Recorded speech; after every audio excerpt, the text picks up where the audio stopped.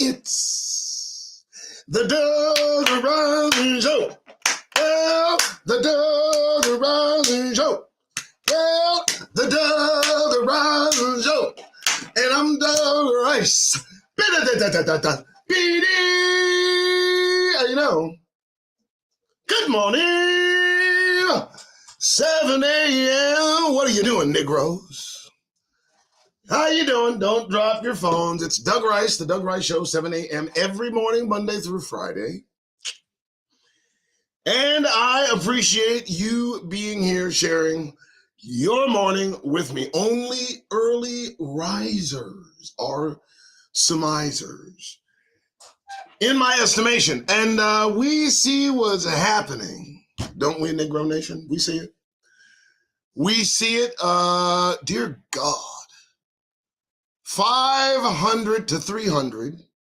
I don't know how that happened. At first, it was 500 people killed in a horrible bombing in a hospital in Gaza. And for a moment, it stayed at 500 and then now has reduced to 300. And now there's some question as to who did what to whom. I don't know. All I know is there was a warning for folks to get out of hospitals, and they were told we can't evacuate hospitals. And then a bombing took place in a hospital. So no blame on anyone's part, on someone's part, on both parts. Listen, the Palestinian-Israeli conflict has been going on for as long as most of us have been alive. And in my mind, I mean, I remember the 70s. I was alive during the 67 days, 67 war, you know, and just the recent study, the recent things that you and I and we have gone over these last few days as they excise their ways, exposes that neither of them, Palestinian or Jew, belongs in the place that belongs to me and you. Palestine was called Judea, and it was occupied by Negroes, black people, us, you and me. At the time, it was an interesting existence because we had run all over the world, you know, and it's been sheer hell for Negroes. And I posted earlier that anytime we begin to talk about what we've gone through as Negroes, then suddenly people start telling us to be quiet. You're complaining. Quit complaining. Anytime we talk about leaving, there are so many that want to invite us to a door they had no part in building, which really chaps my hide. You know, when you tell them, maybe we might consider going back from where you took us, you horrid creatures. And then you have some of them who are literally 2 generations from speaking a Euro trash that dare to open up their rancid ass mouths to tell Negroes, well, if you don't like it, leave. And they have the temerity, the gonads to open their disgusting, putrid orifices in the face of foundational black Americans. Most so quick to tell Negroes to go home just fucking got here. Do you understand that? And it chaps my hide as we have been denied the truth of our circumstances as Negroes. And I say Negroes with about as much gravitas as I can command. Negroes, that's what you are.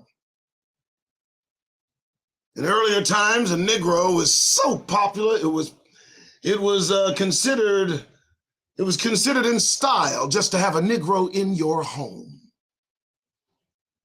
We were considered royalty because they knew that we were of the Hebrew nation. And there was no racism. That racism, as we have found through our last study, stems from the Greco-Roman infection that became Christianity through these papal bulls and these idiotic meetings that they have to establish what is canon and what is not. Councils of Nicaea and Trent. And within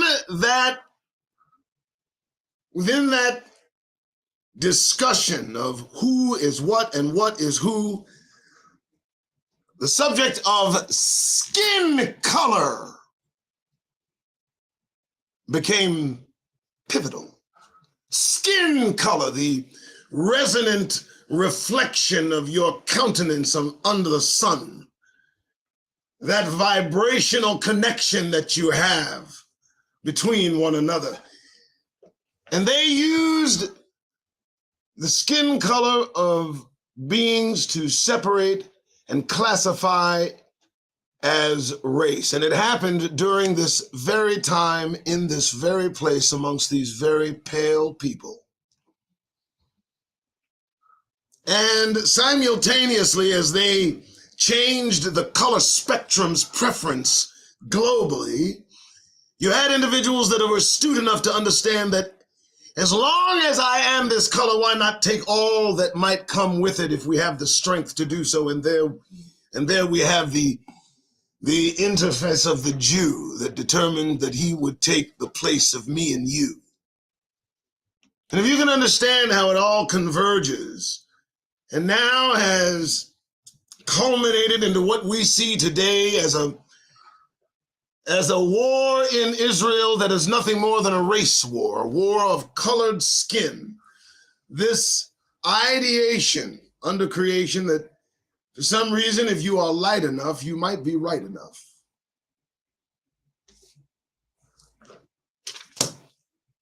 That's what drives them, skin color. Let's stop with the nonsense. Let's stop with the obviosity of religion. We know whose religion is whose. We know from where these three main religions stemmed from Negroes. They took our worship and split it amongst themselves in three. And then they put us into slavery. So today we're going to discuss. We're going to continue the discussion. We're looking into a publication called Nature Knows No Color Line by J.A. Rogers. And yesterday we discussed Negroes, the very word now not commonly used. Earlier in the century, it was used to identify a specific group of people, and that, in my estimation, would be the tribe of Judah, Negroes, African Americans, black people, trapped amongst caucasity, confined against their will, forced to learn a language not their own, earlier in history considered royalty, and now treated like the scum of the earth, lower than Palestinians, and that is an absolute fact. You take a Palestinian, you take a Negro, and you put them in any common scenario, and you tell me who's going to stay and who's going to go. Don't play with me, not today. No. Stop. Everywhere on this planet, they hold us with contemptuous admiration. And everywhere you look, you see the reflection of our Negro nation. And either they hate us or they love us, but they always want to be above us. And again, before we continue on chapter 7, I believe, it's very imperative that you understand they didn't want us to read. This is critical. I need you to understand how critical it is to know that of all the peoples on the planet of this earth, not one nation or people did they permit not to read except Negroes, if I put that in correct perspective. Only us. That should tell you something about us. That should tell you that we have a special place somewhere, because we hold a special place in their minds that must be withheld. So we read, and today we're going to read starting chapter 7 on the color line. Let me get there. You don't have to watch me flip to it. I'm going to get you right through it. Now, we saw coats of arms We saw photos, we saw pictures. It was an interesting journey yesterday. Today, however, yesterday we went over where did the color problem originate and why. We went over this information and we got all the way up to chapter 7. So I'm going to take a slow walk. These are the noble families of Negroes. These are things that we're not told about our personage, about who we are and where we come from. They'd have us believe we had bones in our noses. You know what I mean? But this is Negro history in places like Germany and Portugal. Negro coats of arms, famous Negro names, and they have captivated our personage and made it their own. They know who we are. Look at this. Black Madonna and Christ of Otting, Bavaria. We showed this yesterday. This is important information. This book, this publication, Nature Knows No Color Line, is available to you upon request. That's where we were, right there. And I provide these kinds of rare PDFs to any who request. But we do, of course, need your support. This is a full-time gig now for all of us. My moderator, Katrina, myself, we are dependent on your good graces and hopefully your generosity. If you use preferably the Cash App and the other edifices below to support this show, well, I will accommodate with as many PDFs as I can so that you can understand as well. Here we go. So, Nature Knows No Color Line, J.A. Rogers. This book is nearly impossible to obtain. This book is something, that they do not want in the hands of Negroes. Can you imagine the penalty being death for catching one of us reading? It's imperative that you understand the gravity of that situation as I read to you. All right, got my coffee. Here we go. Chapter 7, just so you know, mixtures of whites and blacks in Greece, Turkey, Italy, and Central Europe. Please like, subscribe, share, and let's go and see what's here. The Byzantine or Eastern Roman Empire, like the Western, was a great melting pot. Greeks, Armenians, Arabs, Jews, Negroes, Nordics met and mingled in disregard of race. Now, I need you to capture that first sentence to chapter 7 of this book. The Byzantine or Eastern Roman Empire, and it says Romaine, like the Western Empire, was a great melting pot. Who was there? Let's find out. It says that Greeks, Armenians, Arabs, Jews, wait a minute, it says Negroes.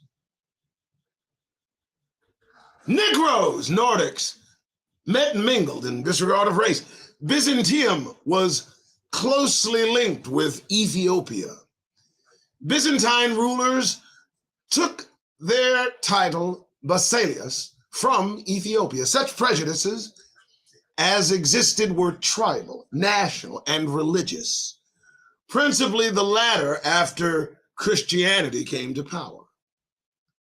There was, says Spengler, not the slightest difficulty about an Irishman in Constantinople marrying a Negro woman if both were Christians. Did you hear that? Did you hear that?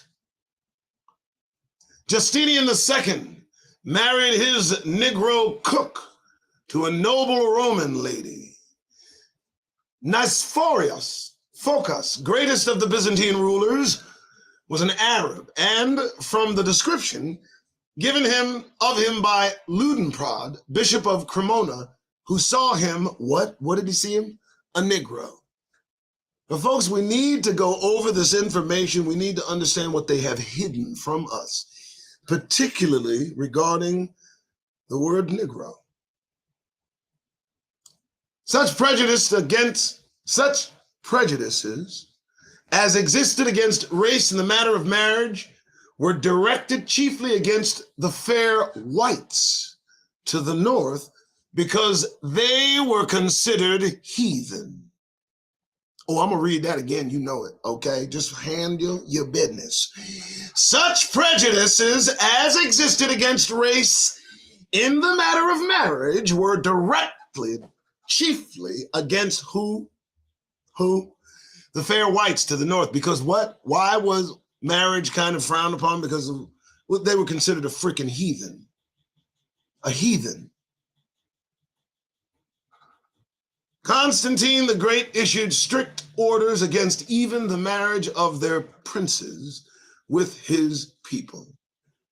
Now, ladies and gentlemen, brothers and sisters, the opening salvo of chapter 7, Nature Knows No Color Line by J.A. Rogers, puts in frame near to perfection the fact that color was not in any way any kind of consideration when it came to intermarriage in any way, shape, or form. Now, we know that the Creator requested, required, and mandated that we remain separate.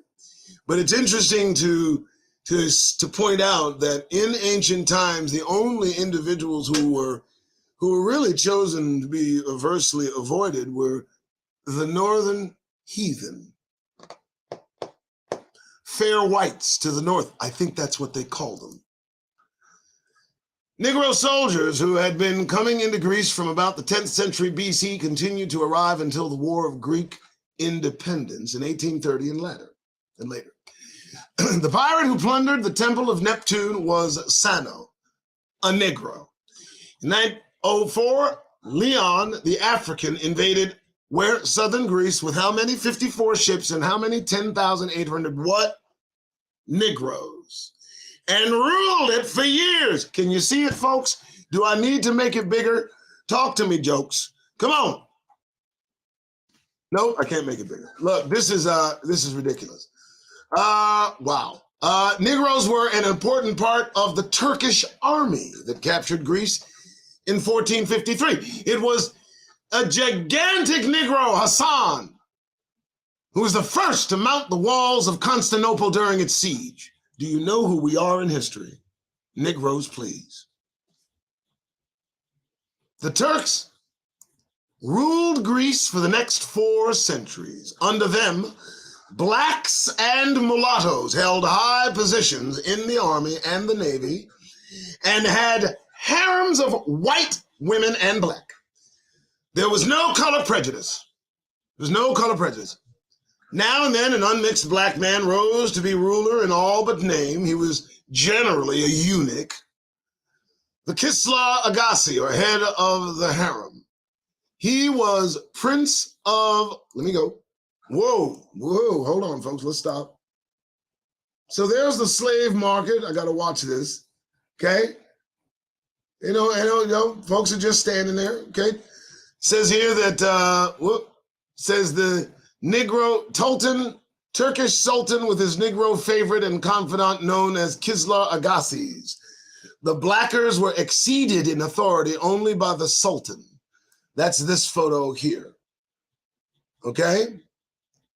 This is hidden information, folks. Here's another one. Detail of, let me get that off there if I can. Detail of Turkish harem scene. Black person over fair-skinned whites. No worries. So we take it from the empire. Let me go there, just make sure.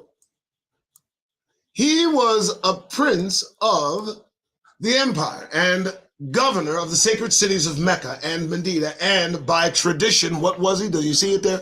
He was a Negro. The Kislar held power for 7 centuries.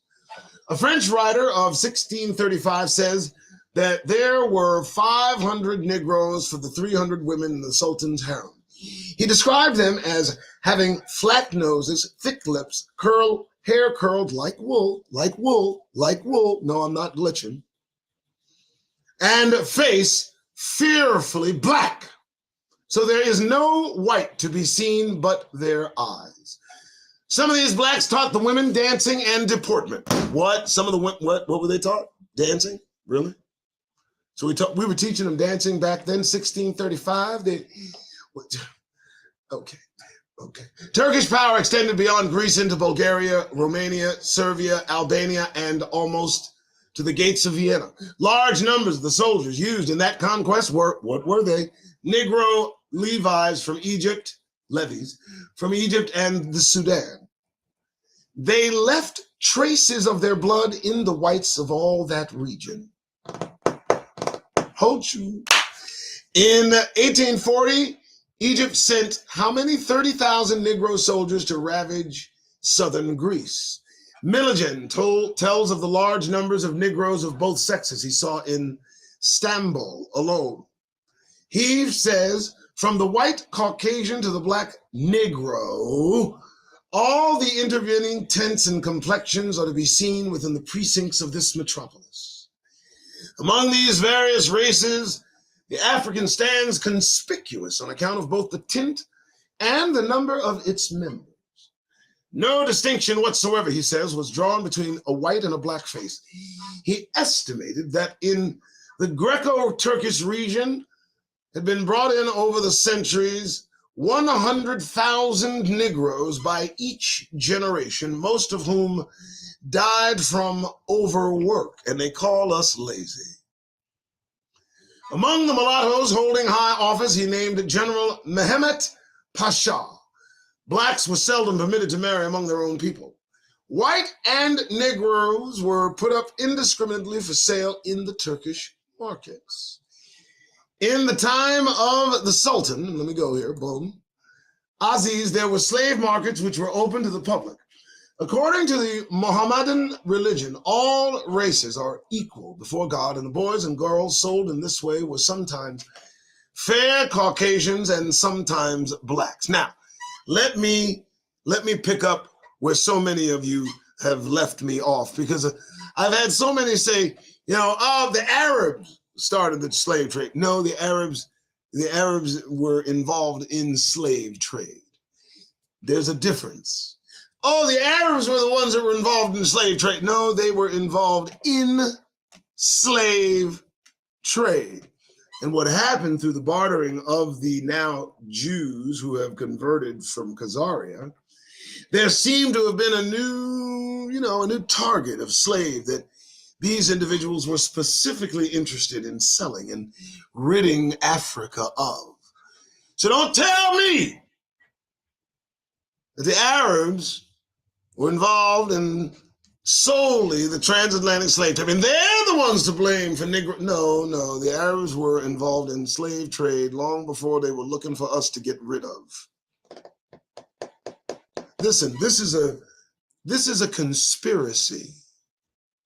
This is a conspiracy against Negroes. Do you see the position that we held?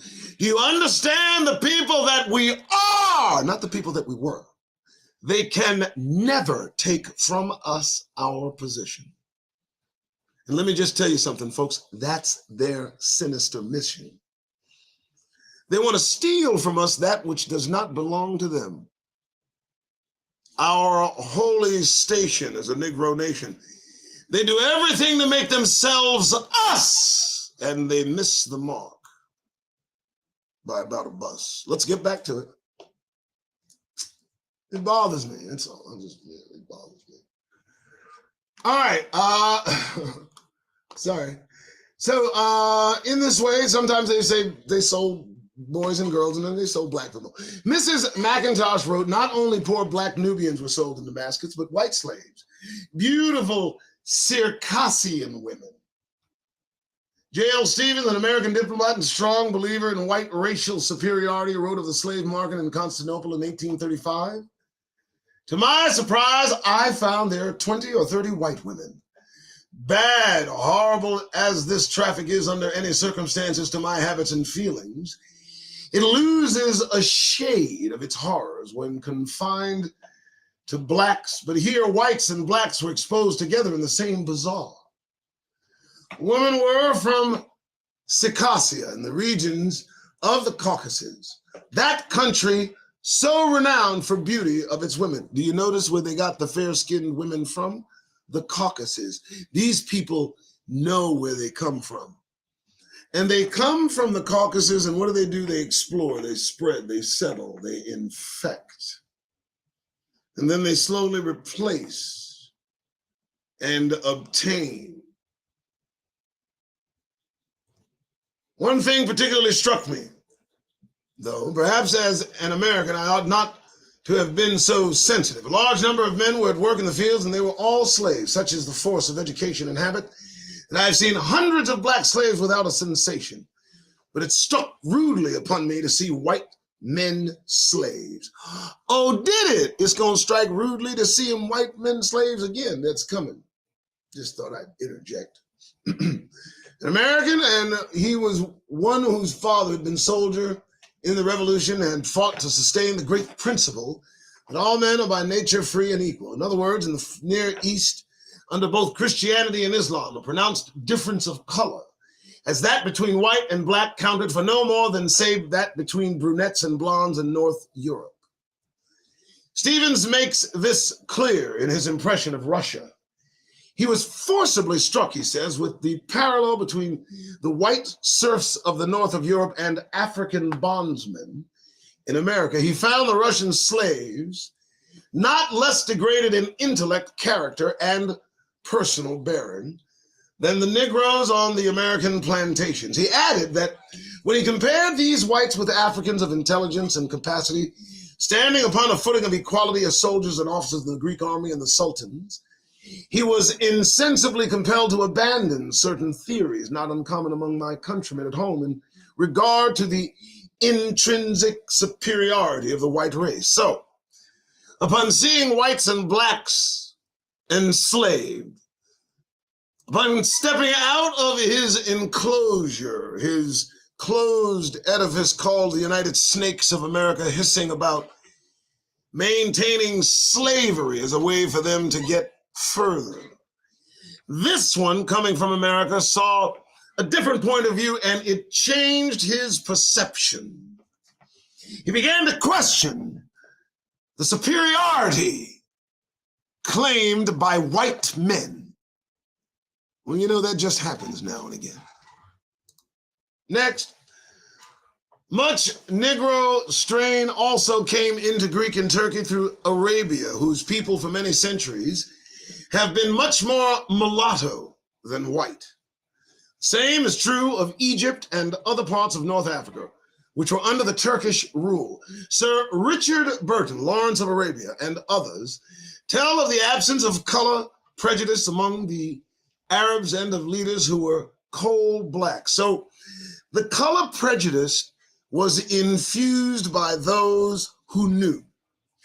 They knew that they would need this color spectrum, this race kind of cataloging in order to separate and then enslave a specific group of people. And it had to come at the right moment. It had to come at the right moment in time from the right people for the right cause. And let me tell you, once they started, they didn't take a pause. It's very, very interesting. The inflow of Negroes into Italy, which had taken place under the Romans and the Moors, continued into the 7th century. The slavery of the whites and blacks extended from Constantinople to Rome. The Venetians and Genoese, great slave traders, brought Negroes in numbers to Italy, where they were used as soldiers, slaves, wrestlers, divers, swimming masters, musicians, jailers, hatchetmen, executioners, pages, and pets for noble ladies. 3 of the latter were Lucretia Borgia, Isabella of Mantua, and Queen Isabella of Aragon. The latter wrote her agent in Venice asking him to send her a Negro blacker in color than the previous one. Unmixed Negroes were generally preferred in the courts and households of the rich to those with white strain. Folks, do you see why they've kept this book away from us again? So back then, they preferred cold black Negroes to even those mixed, even just so. How interesting. And they wanted them in the courts of royalty so that they could associate themselves with the royalty they had no association with. All of their stories are nothing more than a lie and a myth. Okay, let's go. In Sicily, most of the slaves brought in were unmixed Negroes, accounting in part for the present dark color of its population. Levy, in an important article on domestic slavery in the Middle Ages and its importance in anthropology, says dear God, okay. There's Lucretia Borgia, daughter of the Pope, with her favorite Negro. Look at that. Isn't that just sweet? Isn't that adorable? Here's one thing I want to tell you. Look how big she is. Y'all are slipping. You Negroes are slipping. Look at this giant. Y'all better open your eyes and you better figure out what I'm showing you. Let me try to tell you, that's a grown-ass Negro standing next to that giant. And during the mud flood, all of them kind of disappeared. Y'all better get your history. Do you see this photo right here? What you think, that's a child? I mean, it might be. That one might be. But look at the size of this one. This one. Huh? That right there, she might, but no, that's, yeah. Yeah, that's a giant. All right, here we go. What's this? The Black Venus by Alessandro Vittoria. 1525, 1608. Black. Black! Share with your friends. They came from Borneo and were therefore of the purest African strain. Along with these blacks were Saracens, who might have been of any color from black to white. White Circassian slaves were common too. Negro soldiers served beside white ones. It was a Negro who killed Marquis de Pescara, French commander at Castelnuovo, Italy, in 1496. De Pescara had bribed the Negro to let him enter the castle, but the latter tricked him. In Venice, Negroes were gondoliers. Caldani mentions a Negro shoemaker there. The famous printer, Aldo Manuzio, had a Negro in his print shop from whom came the phrase, printer's devil. One Negro slave gave to the physician of the Queen of Bohemia a cure for snake bite. And a herb shop, one of the most remarkable of its time, had on its sign the head of an Ethiopian. Burckhardt, using the Latin text of Benedictus, a writer of the times, as authority, mentions a Negro, Ethiops, as superior officer at Venice, by which we are justified in thinking of Othello as a Negro. Benedictus gave his name as Johannes, and says that because of the service he had rendered the state, the Venetian Senate had given his widow a pension and mansion in perpetuity. White slaves were sold along with black ones. In 1649, Scotsmen captured by Cromwell were sold in Venice. White women were exposed nude for sale. Brantome tells one beautiful captive who was examined openly for virginity in the marketplace. He also tells of seeing Negro slaves and chambermaids, presumably white, dancing at Malta. Negroes became favorites and jesters at the Italian courts. Brantome mentions one at the court of Alfonso I, King of Naples and Aragon in 1450. King Rene of Sicily had several. These blacks were sometimes crowned kings in jest and at court festivals. Are you Negroes beginning to get the picture? Do you understand the position that we hold? Do you not understand that we at one point were favored above all other people to have in the presence of everyone? The preference of Negroes in the presence of royalty should tell you our station. And this is only reflective of our being the original Israelite nation. What happened was they diffused us. They used us. That's what happened. It just occurred. And they try to intermix the slave trade as not something distinct but vague that incorporated every race. No, they wanted Negroes in their place. It was just a convenience. That's all. You know, the conspiracy is in the Psalms. Every nation conspired. Every nation got together. And the target were that nation that defeated them all, that walked tall before God and made the rest of them fall. That's why they hate us so.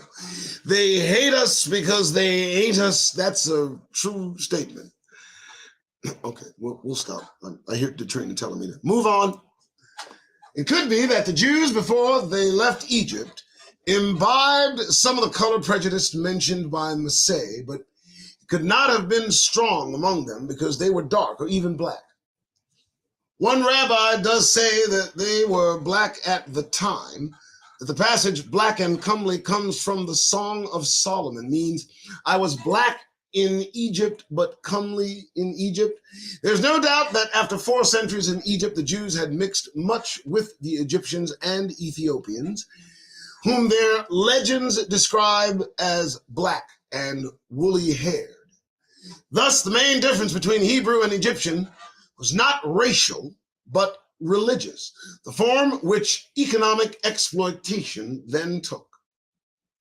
Miriam's objection to the Ethiopian wife of Moses, Zipporah, was not on color, but on religion, and more likely on culture. Talk of Semitic and Hamitic as a race is sheerest nonsense and is used only by parrot anthropologists. Furthermore, we have no proof that the original 70 Jews who went to Egypt were white. According to their legend, they originated in Chaldea, and there's considerable evidence the inhabitants of that region in earliest times were Negroid. In fact, some writers said the Jews were an African people. Strabo said many of his time believed they were.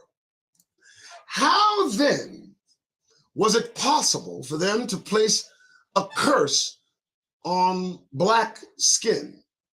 The answer is that centuries after they left Egypt and being somewhat whitened by mixing with fairer skinned people to the north and with Europeans, they could now look back on the unchanged skin color of the Ethiopians and Egyptians in comparison with themselves and their rabbis, that is, their scientists, endeavoring to explain how black people came about, tacked on that bit of folklore of the curse on Ham.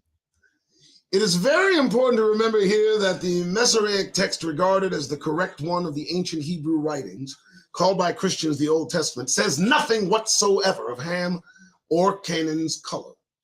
It merely says that a curse was placed on Canaan.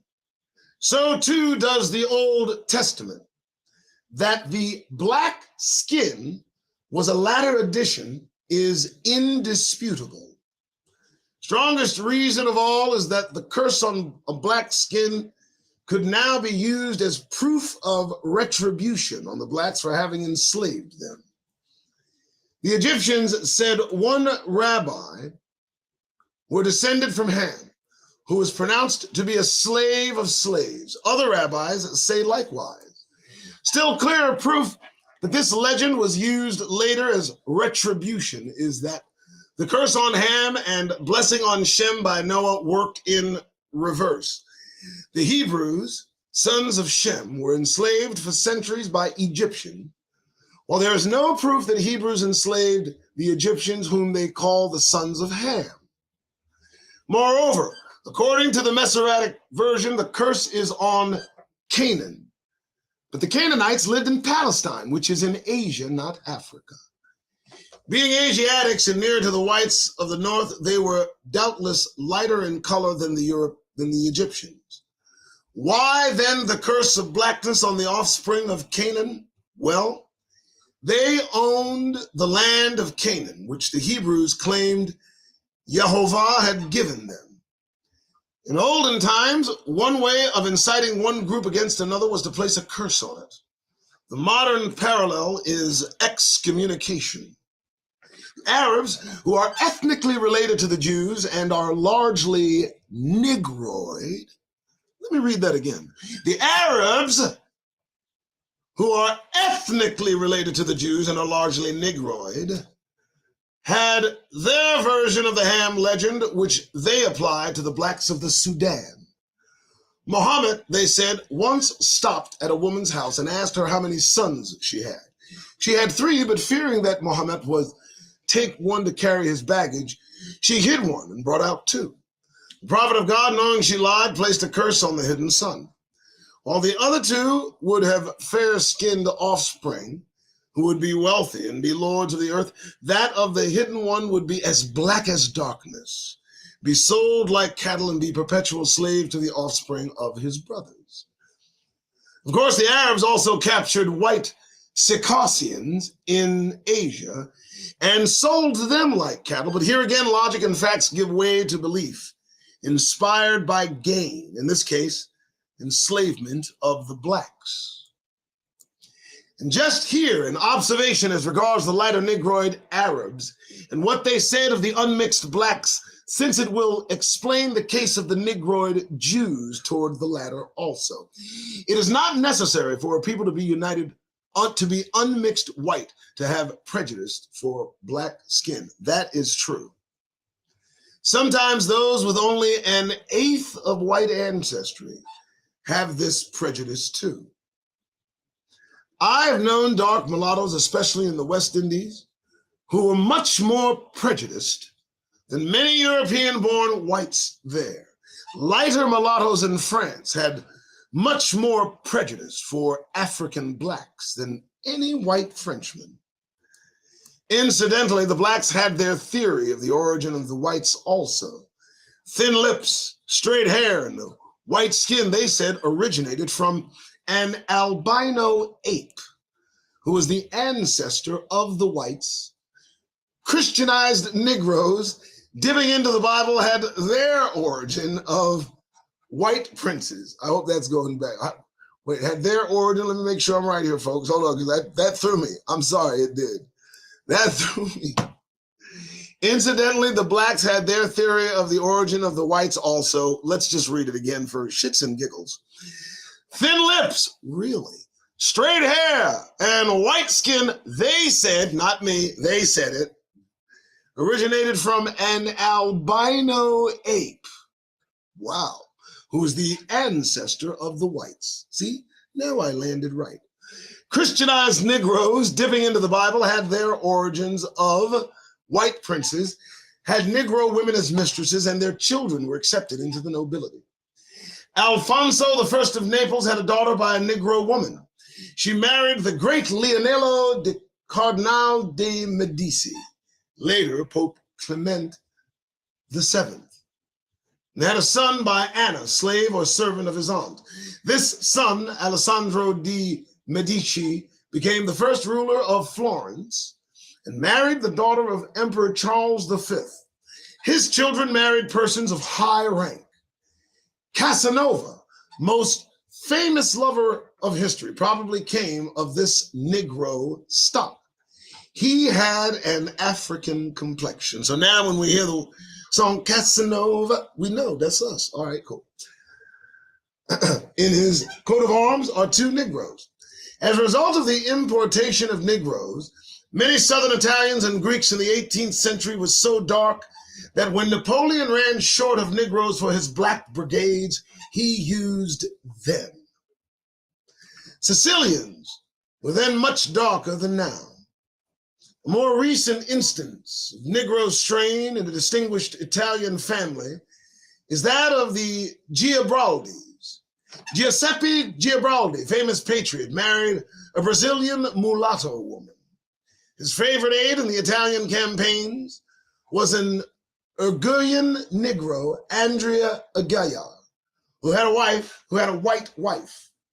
American Negro soldiers in the Second War had a number of children by Italian women. So there you go, and there we flow. Folks, just so you know, this is the Negro Show. I use the word Negro because it was apropos during my upbringing.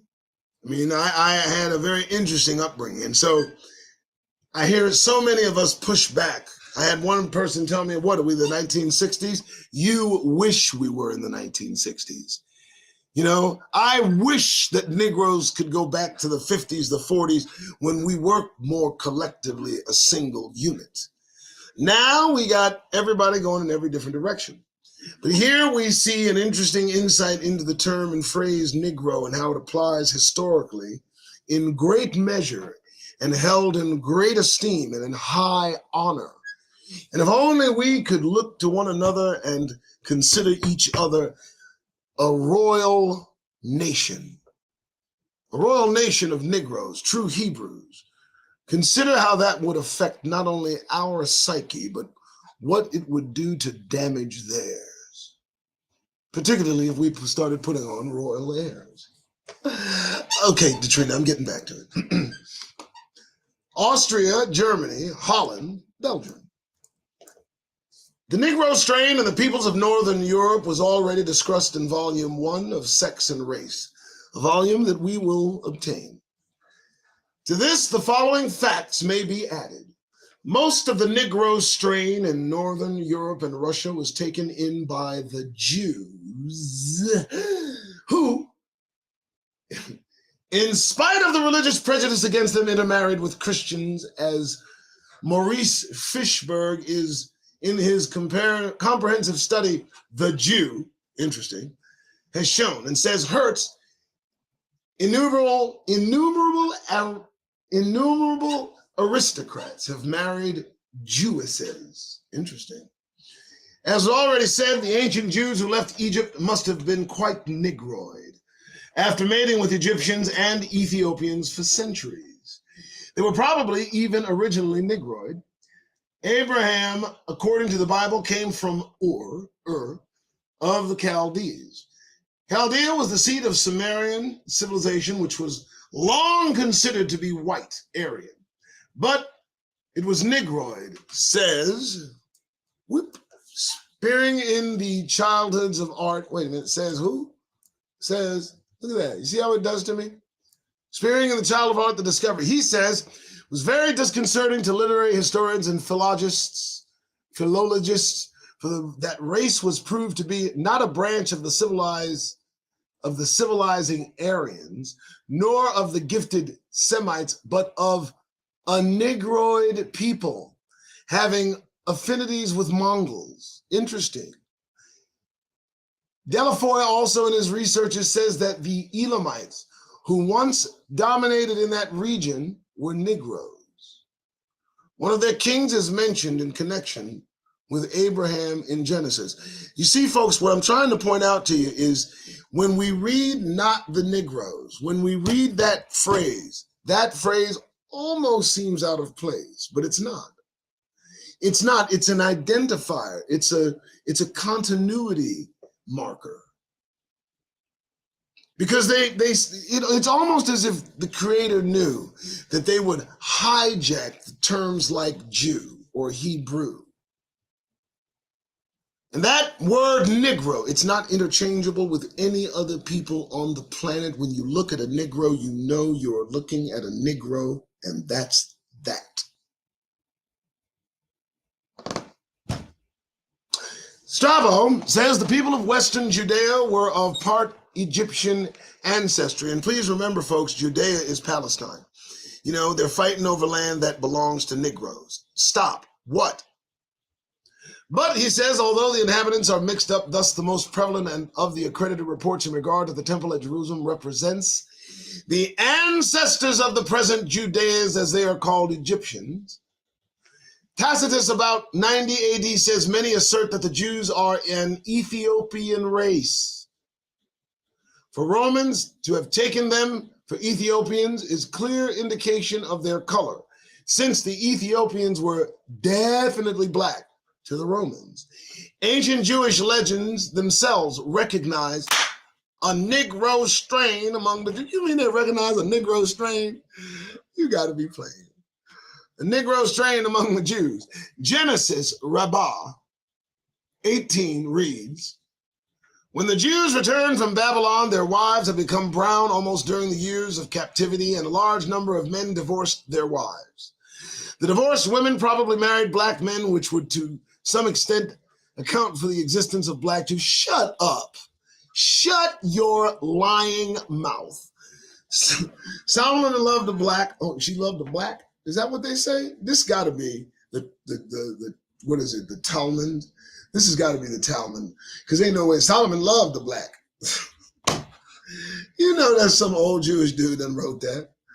Shulamite, this Song of Songs was written to her. She was black, but comely and burnt by the sun. Waits says an interesting gradation of all shades down to the black is exhibited by the Jews. Especially dark were the Jews of Spain and Portugal. The Portuguese Jews were very dark, says Pritchard. Is that Richard or Pritchard? Yeah. The Duchess d'Abrantes, wife of Napoleon's ambassador to Portugal, says that the Jew, the Negro, and the Portuguese could be seen in a single person. Did you hear what they just said? Wow. So dark were the Jews, especially of Portugal and southern Spain, that many whites thought all Jews were black or dark. This belief, says Barbeau, shows that what an error most people are in. What an error most people are in. Since he says the German Jews, as for example, those of Prague, are as white as most of their German countrymen. Now we know that Germans descend from Japheth. They are the Hun. They are intermixed with Neanderthal. They are also part of the Ukrainian stock. It's an interesting assertion that the Nazi German machine was killing their own kin. Very interesting. Many of the Jews who were banished from Portugal by John II. Oh, here we go. So upper, Ferdinand Lassalle, founder of socialism. Lower left. Okay, so on this side of the page, right here, that fellow, okay. So the upper is Ferdinand Lassalle, founder of socialism. So that's Ferdinand Lassalle. And then the lower left is Hegemonte, 17th century Austrian artist. Lower right is Dr. Ernest Schwarwinger, professor, University of Berlin, physician to Prince of Bismarck. You know, I mean, if you got tight curly hair, and if the camera was, you know, if I was right there, he'd probably be a brother. What's this one? Negro drummers, probably of the Spanish armies in Holland and Belgium. And you know what this is drawn? By Rembrandt. By Rembrandt. This is a priceless piece of art. Look at this. The upper and lower, Mulattoes by Albert Dürer. That's the upper and lower. Those are mulattoes, what they look like. Them is brothers and sisters. And then they got the right, got Balsher by Van Orley. Let's see his face. That's a brother. That one there, upper Negro by Van Dyke. Sitting, I mean, he is styling. You can't tell him he don't look good. And he had to stand there for a minute. That's a pretty heavy thing he's had in his hand. But, you know, and then that's Clarence from around the way right there. Ain't that right there? Ain't that Clarence? I saw him at Circle K a few minutes ago. Okay. So, and then Europeans with woolly hair. Now, you might not like what I'm going to say, but if that's tight woolly hair, look, y'all need to come over here. No, I don't care about what you're talking about. You can be mad. Any of you that don't like that, I don't care. Be sad. Them folks at the bottom, them's Negroes too. Them Negroes too. That's probably why they call themselves Jew. Yeah, that's them, that's the right version of us right there. That's how we intermingled. All right, more. I love this. Peter the Great with one of his Negro favorites. What is this like? It almost seems like they had a little Kevin Hart with them every time. What is this like? History continually repeating itself? Is this what I'm watching? Because they look like they giants. They giants too. Folks, you need to understand. Them is giants, folks. Don't get it twisted. Them is full-grown Negroes, man. Them ain't children in a lot of instances. And they don't really, if you notice how large doors are in Europe and other places, these people were descendants of the Nephilim. The Caucasus Mountains, what's underneath the Caucasus Mountains holds the key. And I guarantee it's something you and I will never want to see. But that's interesting. So I don't know how, but in this one, if you got to turn your head to the right, that one is Catherine the Great and her Negro page. Her Negro page, that's a grown-ass man. I'm sorry. That's a grown-ass man. I'm not just, who could be? All right, we're back to it. Everybody happy? You good? That was a little break. I'll make it a little bigger, too, for goodness sake. They settled in the West Indies. John Bigelow, who visited Jamaica in 1850, saw the descendants of the Jews and said they were Negroid. The Eastern Jews who settled in Austria, Poland, and Russia were Negroid too. Count Adam Gurowski of Poland, who visited the United States in 1857, said the Jews of his country strongly resembled American mulattoes. Number of Jews, he said, I have the greatest resemblance to the American mulattoes. Sallow complexion, thick lips, crisped black hair. What you mean crisped? I mean, you get out of here, bro. It looks crisped. It's not crisp. Touch it. It's soft. Of all the Jewish population scattered over the globe, 1/4 dwells in Poland. I am therefore well acquainted with their futures. On my arrival in this country, I took every light-colored mulatto for a Jew. Considerable Negro strain was found too among the Polish Jews in London. And for years, too, New York white dot dailies, the News and the Mirror, have been advertising kinky hair straightened permanently in one treatment. The service is for whites only. The customers are probably Jews. Negro hairdresser in Harlem once had many of them among her customers. Karl Marx, who bore a strong resemblance to Frederick Douglass, undoubtedly came out of this Negroid stock. Are you listening, Negroes? Do you know who these people are trying to be? They're pretending to be you and me. And the former folks like Karl Marx and folks like, even Albert Einstein has kind of a curly-haired look. These folks are, they're attempting to get rid of the Negroid within them. They've blended it out. They've been us, and now they're the very people that put them in ovens. They've become blonde-haired, blue-eyed Aryan demons. And they're doing what blonde-haired, blue-eyed demons do. Thought I'd throw that in. It's just for you. Okay, that to it. I hear you. His nose was broad, his hair frizzy, and his color so dark he was called the Moor. That's Karl Marx. Negro strain was even more evident in Ferdinand Lassalle, an aristocrat founder of socialism. Marx, his rival, called him a Jewish N-word, a greasy Jew from Breslau, who is always concealing his woolly hair with all kinds of hair oil and makeup. In a letter to Engels, March 7th, 1856, he said of Lassalle, it is perfectly obvious from the shape of his head and the way his hair grows that he is a descendant from Negro. Are you reading this, folks? Please like, share, and subscribe.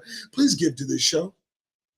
Another source of considerable Negro strain in the white stock were the black pages, who were common in the families of the nobility and the rich throughout Europe, as far north as Russia. These blacks were so used for many centuries and as late as the First World War.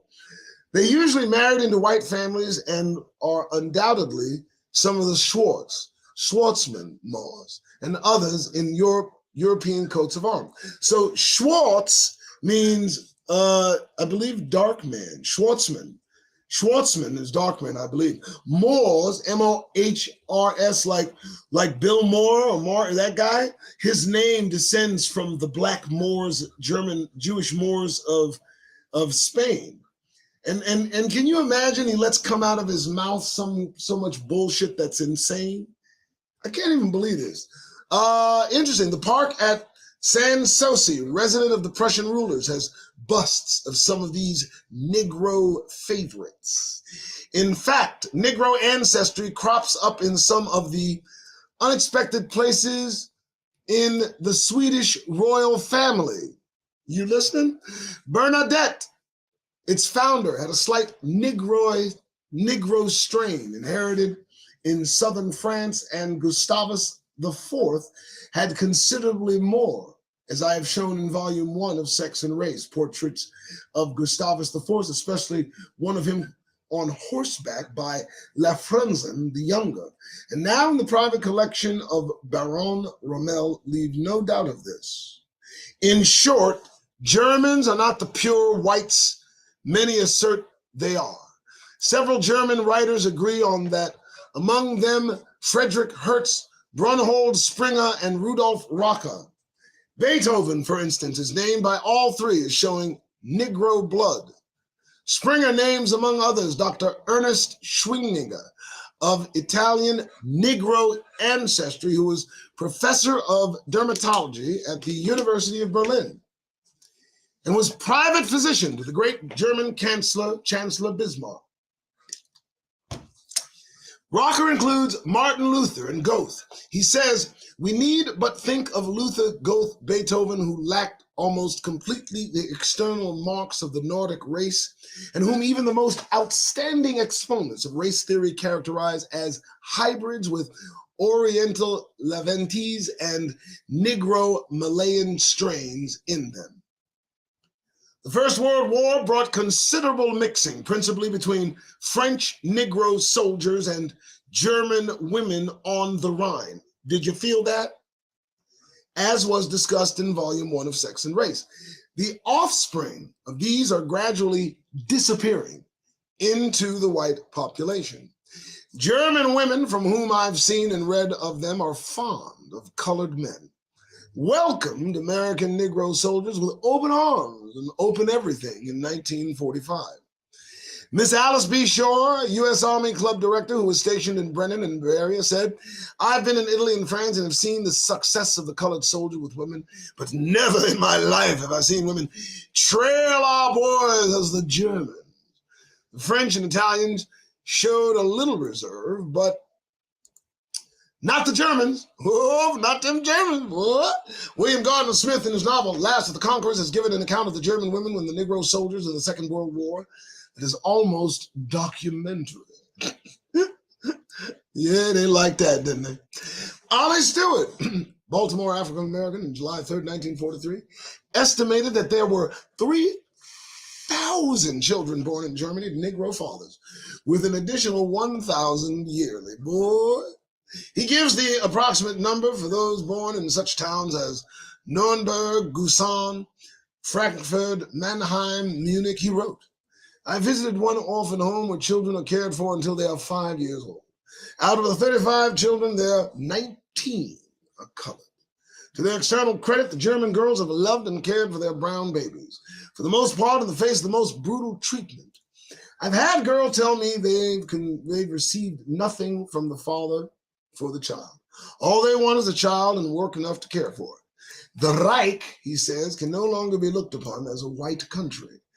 Throughout our lifetime and long after, there will be colored people in Germany. The First World War, as was said, brought thousands of mulatto children, offspring of Senegalese and white women, especially in the Rhineland.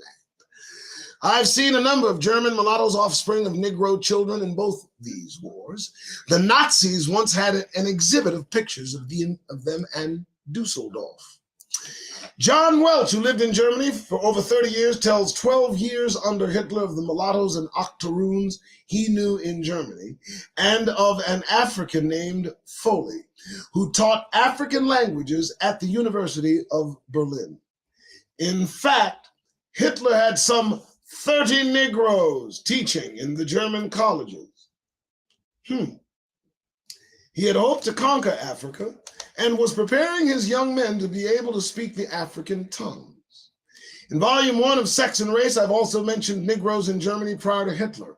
According to an estimate made by the German authorities, September 19th, 1949, there were 13,000 illegitimate children born to American fathers in the American war zone. Now look at this.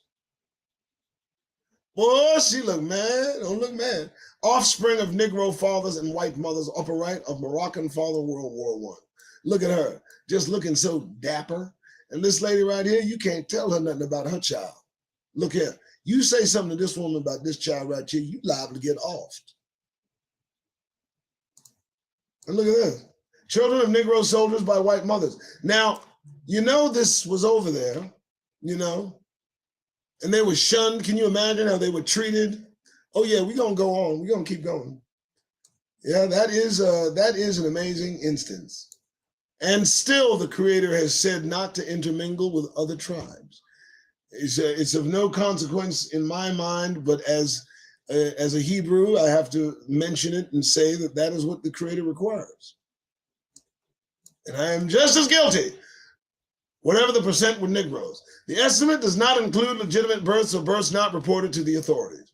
On my visit to Germany in 1950, I saw much association of Negro soldiers and German women. Some of the girls were not only quite good looking, but had an air of culture.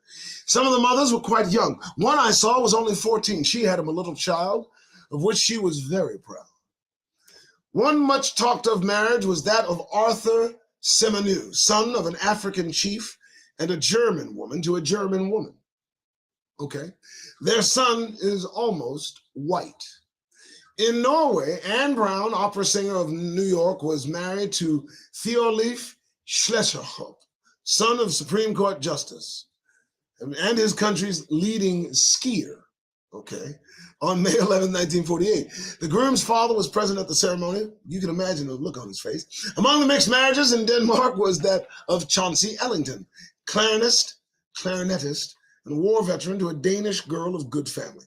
One family of Negro ancestry living in Oslo are grandchildren of General Mikhail Egyptios, Russian naval architect and shipbuilder. He was himself the son of a Negro artist in the Russian noble. So they like Negroes, They like us, They sure do. Russia, in addition to her native Negroes, had many imported ones who were used as servants and slaves, and who sometimes married into the nobility. Some masters, says Albert Parry, were notoriously good to the black slaves. Several American Negroes have reared families by white women in Russia. One was George Thomas, wealthy amusement park owner, with many friends among the Russian nobility and a confidential agent of the Tsar. And Professor John Gordon of the Smolny Institute, who was a figure and more than a little important to the Russian Revolution. A doorman at the American embassy, he went over to the Bolsheviks and became a member of the central government. He is mentioned in 2 United States reports. He is married to an Estonian woman. Well, this all gets thick. Oh my goodness. Eugene Robinson of America, choreographer, and Girl Lascelles, and this is an interpretive dance. This is an interpretive dance. What are y'all doing? Stop. There you go. What is that? Yeah, they made money. I got an idea. Let's just do this. And they made money. Good for you. Good for you. Who is this? Is this more of him? Eugene Robinson, United States choreographer in Oslo, Norway, his dancing partner, Girl Lascelles. The dancing partner, her name is Girl. Say, girl. So that might be where, I'm just saying. But that's in, say, girl, come here. Right? She goes, well, all right, I'll stop. Here we have more of him, and we need less. This, what is this? Anne Brown, American-born soprano, and her Norwegian husband, Thorleif Schlerderup. Who's black in this picture? Oh, she is. That's a sister right there. What's up there, girl? Holland. George Schuyler, on his visit to Holland in 1951, wrote, "Here are Negroes too, mostly from Suriname. Seamen, musicians, dockers, businessmen, students, nurses. About 3,000 in Holland, 1,000 in Amsterdam. Many men and women are married to whites, doing well in this land of no color discrimination. One Negro heads a public school wherein all teachers and pupils are white. Copenhagen also has an unmixed Negro, Victor Cornelius, an inspector of schools. So we everywhere. Look at this right here, boy. That's The Prophet of St. Paul's by A.E. Chalon, 1789 or 1860. And the right is Marie de Bourbon of France with her Negro favorites. You know what? Every time I hear Negro favorite, I be saying like job opening. Like what? You just want me to hang out? Yeah, I'm right. I'm cool. What's happening? Right? I'm here. That's got to be I just don't understand it.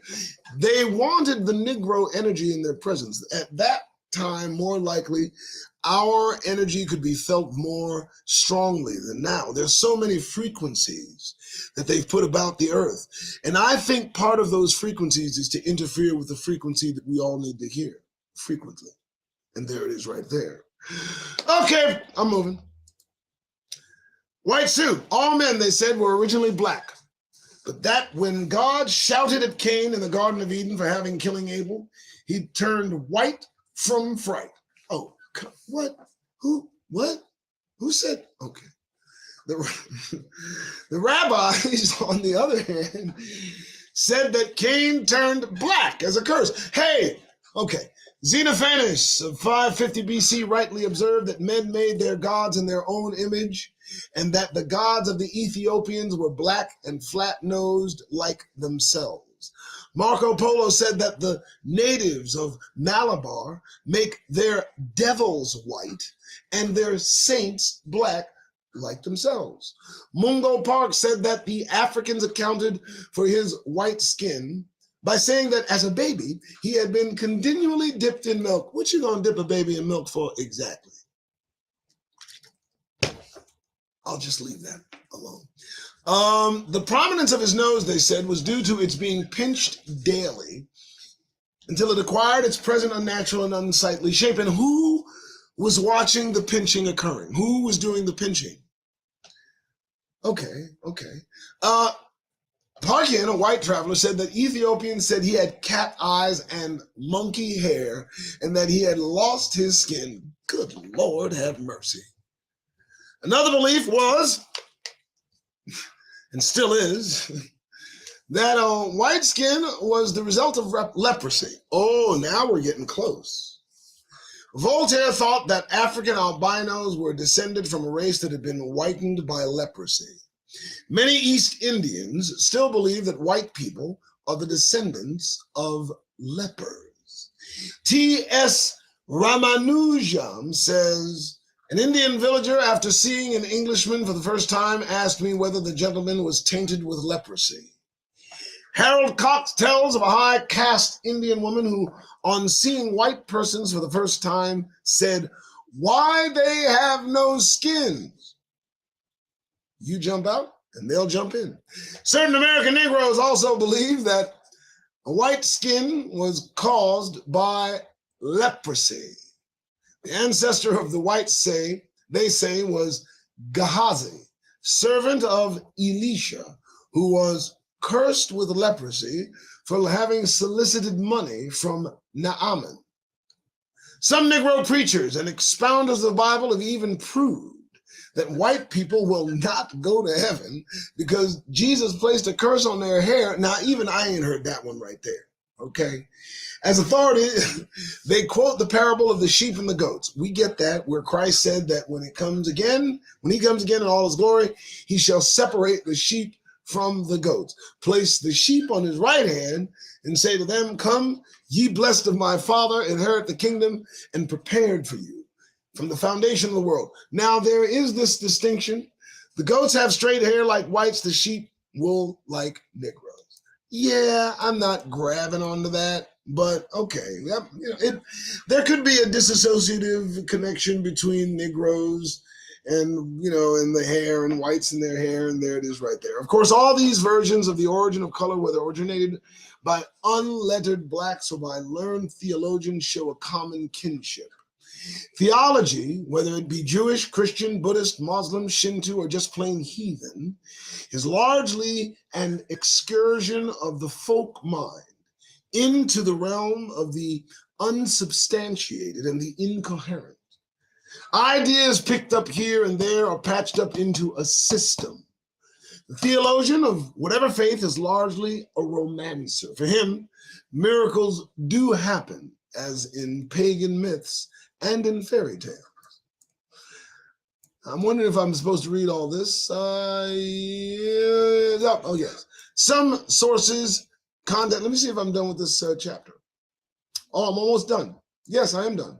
All right, so sources and chapter. Yeah, that's sources. All right, so folks, that is the show. I'm not rushing you off. I'm not trying to go. I wanted to come to the next chapter so we know what we're doing hereafter. Yes, and those are just additional notes. We don't need to write that. Well, you know what? I will write that because it says additional notes. Hold on. This says additional notes on Negro strain in Jews. Fishberg says the Negroid type of Jew is yet to be mentioned. Oh, I wasn't finished. One occasionally meets with a Jew whose skin is very dark and the hair black and woolly, the head long with a prominent occiput. The face is prognathos. The two jaws are projecting in the form of a muzzle. The lips are thick and upturned so that the nostrils can be seen in profile. The Negroid type can be singled out in any large assembly of Jews. They are often mistaken for mulattoes, and the author knows of who had considerable difficulty to get along in the southern states of America. That's Mr. Fishburne. He says that certain biblical scholars are inclined to attribute the origin of the Negroid type of Jews to intermarriage with Cushites of biblical times, and adds that type is to be met with among Jews of Eastern Europe who have not come in contact with Negroes for centuries. The Negro appearance of many Arabian and African Jews can be readily explained on the mixture with Negroes in those regions. But that of the European type, no such explanation is tenable unless it is attributed to immigration from Southern Europe and North Africa. In fact, many Jews driven from Spain and Portugal are settled among the European Jews that have had some Negroid elements, which they obtained by intermarriage with the Moors, who are known to have a considerable infusion of Negro blood. He also says the Cushites, according to biblical and other evidences, were Negroes. The ancient Hebrew patriarchs and the aristocracy of Israel have freely indulged in intermarriage with those of other non-Jewish races, and it can be safely assumed that the common people follow the example. Many of the Negroid traits, such as dark skin, thick lips, prognathism, woolly hair, which are often met with among modern Jews, not cases of atavism. Max Radin, explaining why the Shulamite woman beloved by Solomon, described as black but comely, says, between this dark skin and black as we understand it, there was a sharp contrast. The Ethiopians, for example, were black, and there were a number of Ethiopians in Palestine. He adds, they were sharply marked out in color from the rest of the population. The famous phrase of Jeremiah shows that. Can the Ethiopian change his skin or the leopard change his spots? The swartness or blackness of the lover of the canticles, therefore, must be a color quite different from that of the Ethiopians, and not merely a lighter hue. The reference to the lover's dark color would scarcely be repeated, he says, unless that color was supposed to be something particularly beautiful.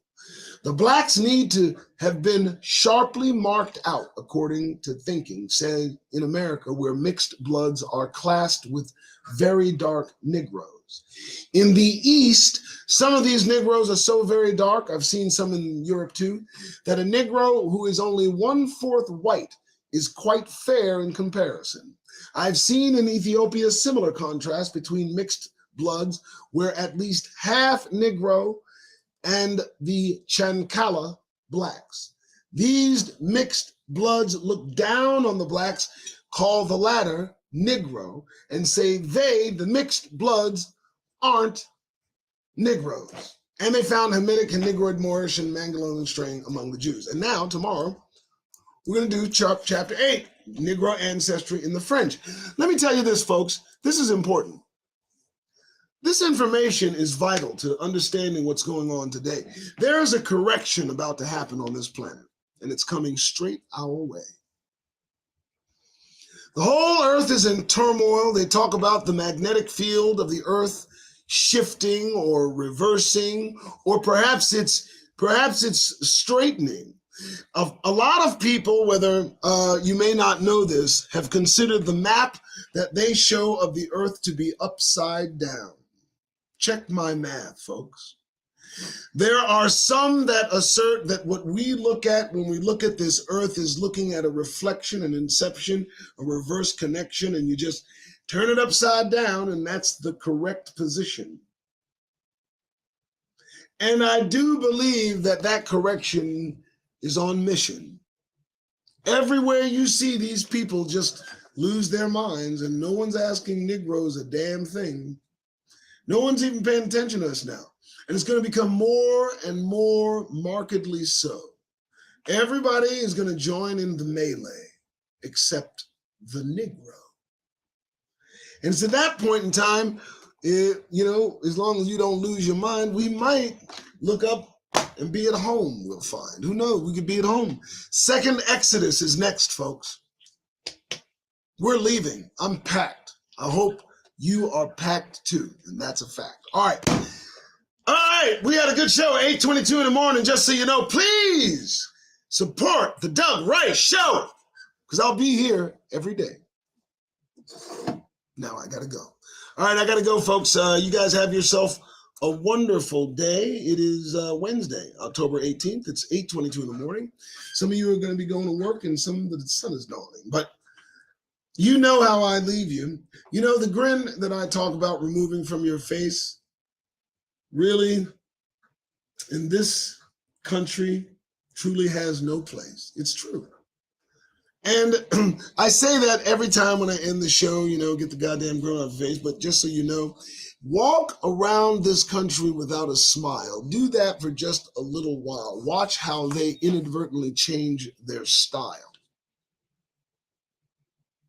You come upon an oppressor, anyone that is not a Negro, without a grin on your Negro face, and they will do everything to intrude on your Negro space. They will try to figure out what your problem is. Some will ignore you, and that's a joy. But we do have those that are triggered because they haven't been properly. Okay, I'll stop. All right, folks, I got to go. You guys enjoy the show. Hey, if you want this PDF, just request it. I'll send it. You got to read this information. And guess what? I'm not going to stop until it's done. We're going to go through this entire PDF, and then we're done. All right? All right, folks, I got to go. You guys have a wonderful day. Enjoy the show. Bye-bye. What? Because I said it is what happened. All right, listen. I'm not even going to prep it. I'm not going to walk up. I'm just going to step it. I'm literally going to put it, right there and in the right places. If you have to be all in their faces, I don't care if it doesn't rhyme because I've got so much on my mind. Please do me a favor, because doing it you may find. If you're going to be out there in public places, folks, do me a favor. Get that goddamn grin off your faces. Now, don't you feel better? Of course you do. All right.